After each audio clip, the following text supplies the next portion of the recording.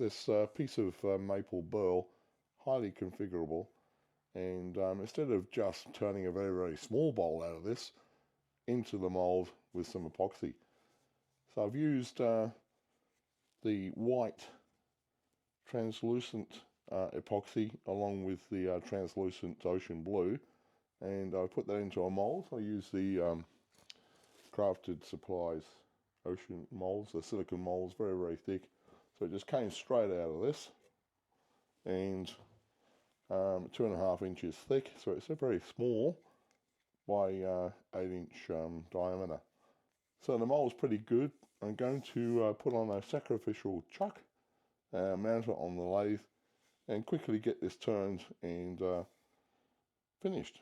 It's not going to take too long to do these sorts of things, and they come out smart.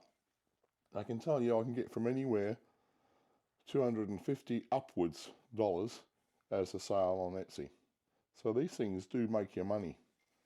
So a bit of scrap wood, highly configurable wood, I must say. If you look at that very carefully, it's going to come out very nice. We can make some money out of this. Follow me.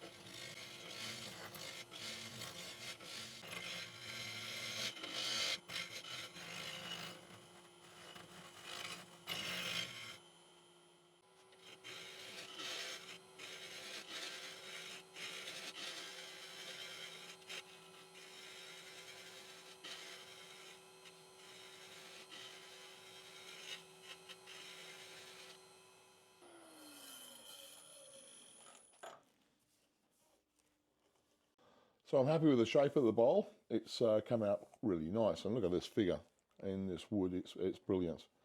I'll come back to this in a moment, but just looking around here, the colour of the white and the contrasting translucent blue is really nice.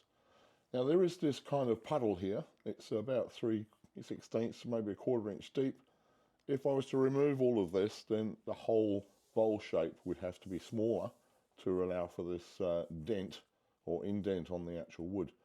Going now to turn the inside of the bowl and yeah, get rid of this tailstock so we can actually get the bowl shape complete. Stay with me.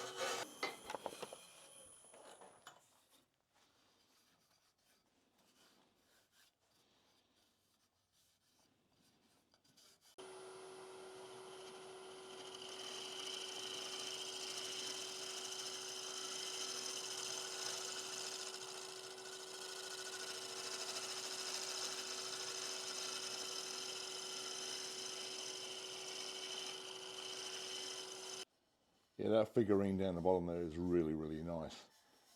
I've got around about, maybe 5/8 of an inch about 3/8 of an inch to a half an inch thick on the walls.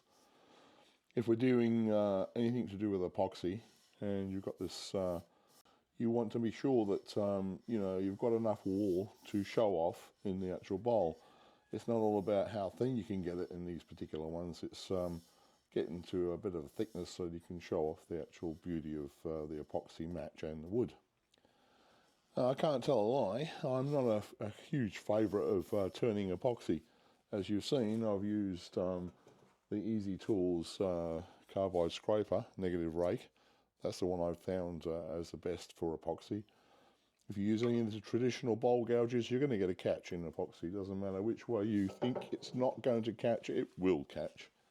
And it takes great chunks of epoxy out. So a lot of guys I've seen on YouTube use traditional gouges, and they seem to get away with it. But I guess they must edit out the parts that it really digs in. So you've got to be very careful. The other type of tool that I use is just a traditional scraper to get the tool marks out of the wood. So I would never put the scraper on the inside of this epoxy, because it will catch also. Epoxy is funny stuff. Depends on how the cure has gone and how solid it is. So there's all sorts of science in it. Trust me, carbide scrapers, they do the trick, and they never ever catch when you're dealing with epoxy. That is, when you're dealing with the negative rake versions that I use. I'm just trying to get that there on the camera for you to see closer up. Yeah, there we go. So it's a negative rake Easy Tools carbide scraper. This is the large one. So you're going to take off more material at once with the larger ones than the smaller ones. So I'm going to take this off the mount here and get it onto the barbecue spit, which we can then coat this with a tabletop epoxy. I will sand this down to 240. Not much higher than that, guys. You've got to have the tabletop epoxy adhering to the material here. So if you sand it too smooth, then it's not going to adhere to it. So 240 is about max where I take it. All right. I've got the bowl mounted on the barbecue spit. So what this does really is turn the bowl around at 8 RPM, which is not too fast. As you see there, the actual epoxy is not applied yet. I'm just about to do that with a brush. I've got the epoxy well mixed up. It's just had 8 seconds in the microwave, no more, no less. And that gets the viscosity of the epoxy to a very liquid, almost water form. So it applies on the bowl relatively easy. Now I've got some other videos showing this time and time again of different epoxy bowls I've created. So you can see exactly how it's done. But the essential part is that it's mounted on the RPM barbecue spit, and get the epoxy down to a very watery condition. Now I apply the epoxy on the rear of the bowl first, and being very liberal with it. Don't skimp on this. Make sure every last centimetre is covered with this epoxy. Anything that's not covered, it will show as a bland spot. I mean, it's just the same as painting on any surface. You've just got to get all totally covered.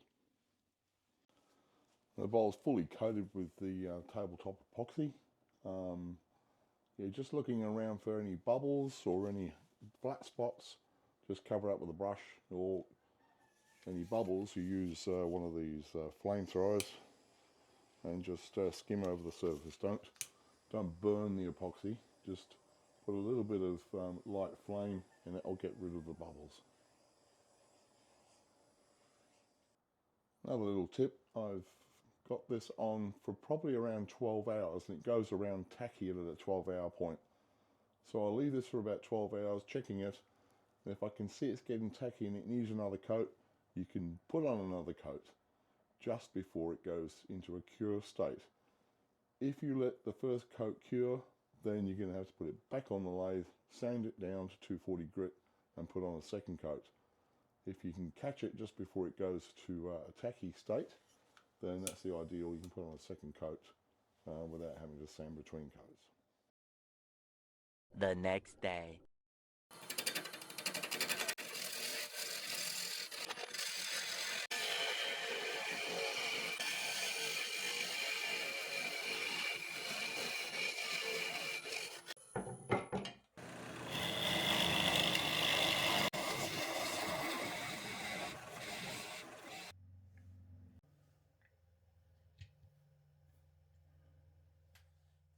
I'm going to put a very thin coat of Let's Resin UV resin.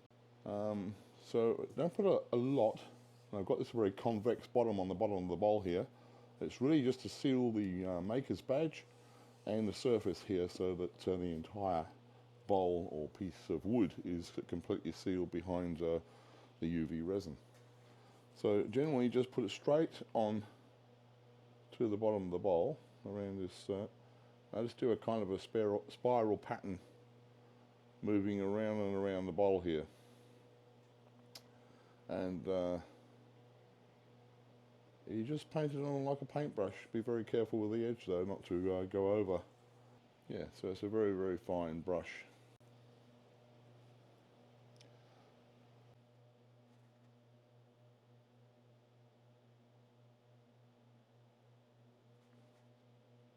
I use a light flame over the surface of the resin. I'm not doing anything more than just to take the bubbles out. There we go.